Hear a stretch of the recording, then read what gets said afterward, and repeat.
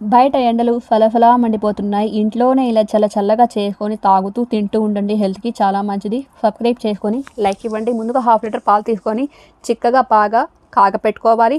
వీటిని సిమ్‌లో పెట్టేసి పక్కన పెట్టేసుకొని మరొక గిన్నెలో నార్మల్ పాలు తీసుకోవాలి. ఇందులో 1-2 టేబుల్ స్పూన్ అంత కస్టర్డ్ పౌడర్ వేసుకొని ఉండలు లేకుండా నైస్‌గా కలుపుకోవాలి.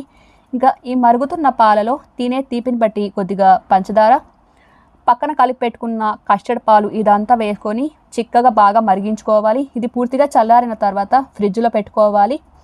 మరొక గిన్నెలో 1 కప్పు కర్బూజా ముక్కలు ఇలా కట్ చేసి వేసుకోవాలి. 1 కప్పు యాలకి అరటిపండు వేసుకోండి, హెల్త్‌కి చాలా మంచిది. ఇంకా 1 కప్పు ద్రాక్ష వేసుకోవాలి, కొన్ని కివి వేసుకోవాలి.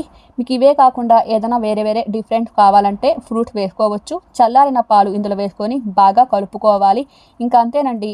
ఈ ఎండాకాలంలో తాగుతూ తింటూ ఉంటే హెల్త్‌కి చాలా మంచిది. అలాగే చాలా చల్లగా ఉంటుంది. ట్రై చేయండి.